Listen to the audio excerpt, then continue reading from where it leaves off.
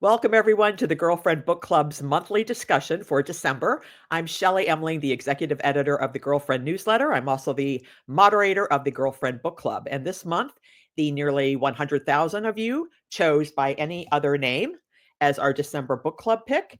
And we're so happy that you did. And we're honored to welcome the author of nearly 30 books, New York Times bestselling author Jodi Picoult. So welcome, Jodi. Hi, thanks for having me back. No problem. Like I said, you are one of 3 authors that have been invited back twice in this group. The first being Kristen Hanna and then Marie Benedict, and now you. And you I joined feel us to very talk honored. about Mad Honey a little over a year ago, I think it was, or maybe a year ago. Right. 2 years ago. Time flies. But anyway, so nice to have you here. First Thanks. off, let's just get right to it. Yeah. By Any Other Name is such a sweeping book with so much obvious research put into it. How is this book different than writing all the other nearly 30 books that you've written? When I think about this book, um, I write a lot about controversial topics, Right. but I am rarely living those controversial topics. This I live every single day.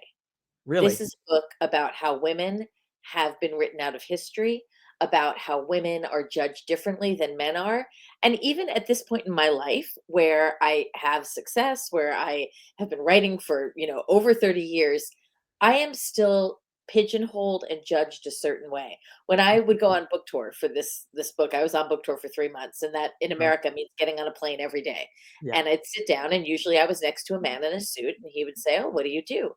And I'd say, "I'm a novelist." And he would go, "Children's books?" And Oh, I would no. say, "No." And then he'd go, "Romance." As if those are the only 2 things that a woman can write. Every now and then they even say women's fiction.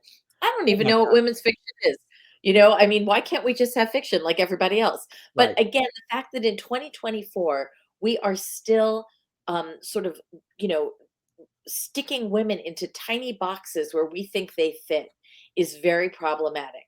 And the fact that it happened when Emilia Bassano was alive, Mhm. the fact that it's still happening today on Broadway, the fact that honestly, you only have to look at the election results to Right. know that women are judged differently than men. This is something that is happening daily to me, to anyone who would call themselves a girlfriend in this book club.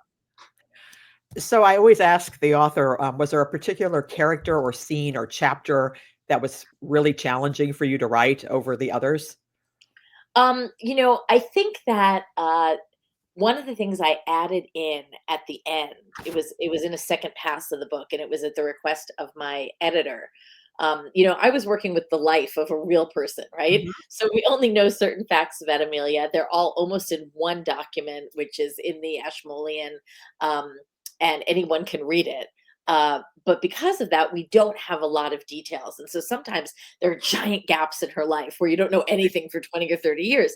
So my editor felt that toward the end, it felt like we were rushing towards, the end Oh, of her life. And I said, well, if I'm going to write anything, I'm going to have to make it up.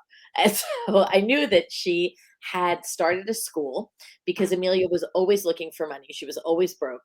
And at one point, she started a school for other young women who, like her, were kind of caught in between. They weren't nobility, but they also, their parents had money because they were kind of gentry and had good jobs. And so she did start the school. It was in a terrible part of London. There were all kinds of problems with the building that she rented, and she wound up suing the guy who rented it to her. All that is true. And I wrote this scene where one of the girls in her class gets very annoyed about having to learn how to translate bisclavre from the French because she knows she's going to be married off to somebody. yeah. What good is it to have a brain when all that matters is whether or not your hips are wide enough to bear a child? And she basically loses it, runs out of the building, and Amelia goes and talks to her.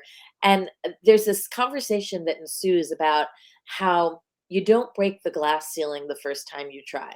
Mhm. And Amelia talks about it in a very literal way with a bird that actually kept hitting a pane of glass at the castle and caused a warping to the Mhm. point where no glass ever could fit in there again. And Right. that's how you make change, by repeatedly hitting that ceiling until Mhm. someone breaks through. It may not be you, it may not be your daughter, may not be your granddaughter, but eventually it will be someone. So I think I read that you heard about Amelia, by reading a magazine article. Is that correct? Is that how you got the whole idea for this entire book? Yeah, I mean, I was an English major in college, and I had heard about the authorship controversy, and I dismissed it, right? I never thought Right. twice about anyone but Shakespeare writing his stuff. But then I read this article by Elizabeth Winkler in The Atlantic, in which she was looking at whether Shakespeare wrote all his plays, and she mentioned something that just absolutely threw me for a loop, which was that Shakespeare had two daughters, and he did not teach them how to read or write. Now, the reason I fell in love with Shakespeare was because of those female characters. Right. Portia, Rosalind, Kate, Beatrice, these incredibly three-dimensional female characters. And I was like, there is just no way that whoever created those characters wouldn't have taught Mhm. their children, their daughters, to read and write. And I began to do this deep dive into Amelia, who I'd never heard of. And the more that I learned about her, the more the the circumstances and the facts of her life seamlessly plugged all the gaps in Shakespeare's life Mm. that for 400 years academics have twisted themselves in knots trying to explain away Right. how without education, without wherewithal, without leaving the country, he might have been able to write the sorts of plays that he did. Right. Well, I found what was very interesting was your author's note, I have to say. And I know Yeah, you said in there that Shakespeare really wasn't a very nice man. And no, he, no. suffered from tax evasion, was guilty of that, and various other things. I mean, Yeah. was that stunning to you or Yeah, I think we've all been kind of fed this myth about Shakespeare, and he's not a man, and he's not a playwright. He has become a mythological creature, seriously, in addition to becoming like a cottage industry for the town of Stratford upon Avon. But when you look at the facts, when you're writing historical fiction, you go back to the facts. So we're all working with the same facts about Shakespeare. And here's what we know about him. We know that he was a businessman, an actor, and a producer. We Mhm. know that he evaded taxes twice. We know that he had multiple restraining orders taken out against Yeah, him by business colleagues. We know that he jacked up the price of grain during a famine and made his neighbors pay it. We know he never left the country, but wrote about all these incredible things. that's Um, what's really interesting. Yeah. Right. Things that really detailed things like where Mhm. the closets are in the Queen of Denmark's bedchamber. Right. We Yeah. know that he was not educated, certainly didn't go to university, maybe didn't even go to grammar school, which is okay. You can teach yourself stuff. But when he died, he didn't own a single book. That should be shocking for everyone listening right now. He didn't own a book. And it wasn't like there were libraries. So where was he able to do all this research? Right. There's so many gaps in that man's life that don't make sense. Well, I know you also said in your author's note that you expect to get hate mail, for this, book by any other name. Has that happened? It has. It comes almost exclusively from older white gentlemen who have made a career out of studying Shakespeare. Mhm. And, I understand why that's threatening. When you suddenly poke holes in that argument, it negates their life's work. That's scary. Right. But every single one of them who has written me has said, I haven't read your book, but you're wrong. That must drive you insane. It's really frustrating. I'm not telling you that Emilia Bassano wrote his plays. I certainly believe she had a hand in it. I think there were many people writing the plays Mhm. attributed to Shakespeare. But I I think that you can't discount the evidence if you present it in a certain way. If you can explain that away, then great. But you can't negate a suggestion without actually looking at the facts that are presented. Right. And what I love the most about it is that these men who come after me keep saying, I'm taking down Shakespeare. When the opposite is actually very interesting and very true. What I have heard from readers is um, I never got into Shakespeare. I didn't feel like I really could understand it. But after reading this book, I feel like there's a way in. So, what if by Well, posing the thought that maybe a woman had a hand in writing some of the Shakespearean plays, what if that brings more people to the text? yeah. That to me is magical. Well, you also said, like you said, earlier, Shakespeare's almost like a religion now. I mean, Mhm. what why do you think that is? Um, there are so many reasons for that. And actually, Elizabeth Winkler does a great job of of explaining it in great detail in a book that I list in the bibliography. Was Shakespeare a woman? Yeah, I Or saw that. Shakespeare was a woman Mhm. and other heresies. Yeah, and there are lots of reasons for it that go far beyond what you would imagine, including the fact that when women in England began to want to go to university, they needed something safe for them to study. And so they chose the Shakespearean plays. English literature did not exist until that moment in the Mhm. 1800s. And that is when women began studying and studying literature. And the literature was the body of works that were called the Shakespearean Right. plays. There's also a whole history of Germans who, for some reason, love Shakespeare. And when they began to claim those texts, there was this almost like jingoistic, nationalistic drive in England to claim Shakespeare as theirs. Like Yeah. there's all this stuff that made Shakespeare larger than life, but it has nothing to do with him actually writing the plays. And I think that's a really interesting thing, that we have zero proof that he wrote anything. There Mm, is one manuscript that has his handwriting on it. It was written by another playwright. It was found with his will, and it was a note in the margin. His brother, his son-in-law, who was married to his daughter, Susanna, was a very well-known doctor in Stratford and had tons of journals that he kept for years and years and years, right. in which he wrote down all of the real estate transactions that he did with his father-in-law Shakespeare, because that's what Shakespeare did to make money. Yeah. He flipped land. But nowhere in any of these journals does it say, "Oh, we went to go see this play my father-in-law wrote." Like Wow. there's zero mention of the guy at all as a writer. None. There are That's when he amazing. died, we didn't have any other playwrights of the time saying, "Oh, what a great loss of a literary life." Right. Right, In fact, right. during his own lifetime, there were hints that the name Shakespeare was an allonym, that it was not who was writing the plays. It was like Mhm. slapped on to hide the identity of the person who was actually writing Right. the plays. So I just have to ask, was Melina Green kind of based on you at all, or do you see a lot of yourself in Mel? I mean, I did all this research for Amelia, but I had to do zero research for Melina. In addition to writing novels, I've been writing in the Broadway community for now about 8 years. I And read that, and I did not know that. Yeah. yeah, so I write librettos for musicals. And if you don't know what that is, it's, when you see a musical, there are songs, and the librettist writes everything else. We organize the show, we say where the songs go, we write all the dialogue. And so and I have a writing partner who is a man named Tim McDonald. And the first thing that we actually worked on was an adaptation of a novel I wrote with my daughter years ago, a young adult novel Uh-huh. called Between the Lines, which was going off Broadway. And when I was writing that, it's a young girl's coming of age story. And everything that Melina hears about her ancestors' coming of age story that she Yeah. writes, I was told to my face. This Oh, story is too small. It's too emotional. Nobody wants to see a girl's coming of age. Let me tell you, at the time, there were two boys' coming of age musicals playing next door to each other on Broadway.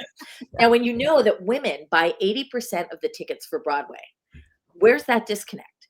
And Right. the answer is in the gatekeepers of the industry, who are basically a handful of old white men who tend to put into their theaters shows that reflect their own experience. Yeah. And that's a shame, because there are so many audiences out there dying to see their own lives reflected on stages. Black audiences, brown audiences, Right. queer audiences, people with disabilities, women. All those stories deserve to be told. It wasn't until after I finished the book that I realized I actually had made the same decision Amelia and Melina have to make. Yeah. Because when we were writing Between the Lines, my producer said she didn't want my name on the libretto because I had written the source material, the novel, and she thought that it would keep investors away. It would Mhm. look like a vanity project. Mm. And I was like, okay. So when we debuted off Broadway in 2022, I was listed as the novelist, but not as the librettist. Right. And I would make that decision again to get that far. Yeah. My writing partner was so upset that after the show closed, when we went into licensing so it could be performed all over the US now, he went to his lawyer and said, "She wrote this with me. Her name deserves to be on it." And now when you do license the materials, I'm listed as a librettist. And let me tell you, it feels a lot better. I think we like to pretend that you can separate the art from the artist, Yeah. but the reality is you can't. And if you aren't giving credit where it's due, particularly for 400 years, maybe it's time. Yeah. So I just have to ask, how long did it take you to research and write this book? Because it's just there's so much research that obviously went into this. It's incredible. It was pretty much the same as any other book that I write. It's about 9 months total Mm, for research plus the writing of the first draft. And in this case, ironically, it was actually almost easier to do research because I was able to do most of it online via Zoom. I talked to tons of professors, particularly female academics who are we're just starting to see the female academic community that has been studying Shakespeare, which is super interesting because it's leading to analyses of Shakespeare that we've never seen before. And they would say, "Oh, you need to talk to this person. Oh, you need." And so I kept on leapfrogging to yeah. talk to different academics. I talked to a guy named Will Tosh, who is the head of the Globe Theater's archives, basically. I talked to women in theater who have been very outspoken about gender discrimination in theater. But most of what and then of course I was reading documents, Yeah. documents, documents. But most of what I did was it was easy to find because it was all here or it was online or I had, you know, printouts of documents. Right. It was easier for me than traveling to have to go and do Yeah. research. So what was hard about it was holding it all in my head Right. to the point where when Like, I write books, I always write the way you read them. So normally I would have written a Melina chapter and then an Amelia one, and yeah. Melina and Amelia. And in this case, I couldn't do it. I wrote all of Amelia first. Oh, wow. I was going to ask you that. Yeah, holding Elizabethan England in my head Yeah. and Amelia's actual life and the fiction that I was layering on top of it, it was too hard to go back and forth.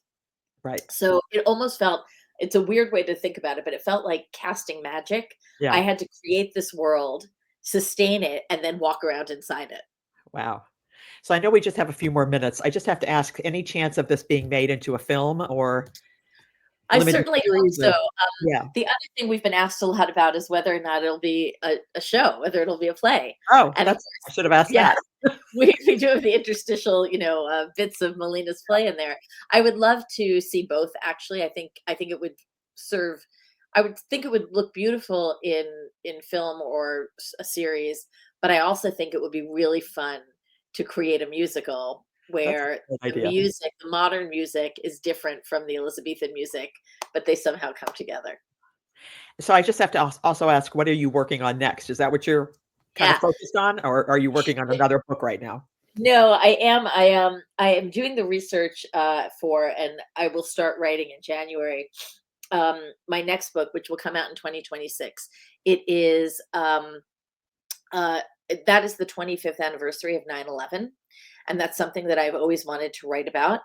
And there used to be a blog, a Tumblr blog, that then became a website and then an Instagram handle, and it was called Post Secret. And Right. in Post Secret, I don't know if you remember this, but you could send in this is a real thing. You could send in a postcard that was anonymous, and you would tell your deepest, darkest secrets. I Yeah. mean, it could be anything from like, on Friday I come home and I take off all my clothes and I'm naked till Monday, or my husband doesn't know our second child isn't his, whatever. And they would anonymously publish these. Yeah.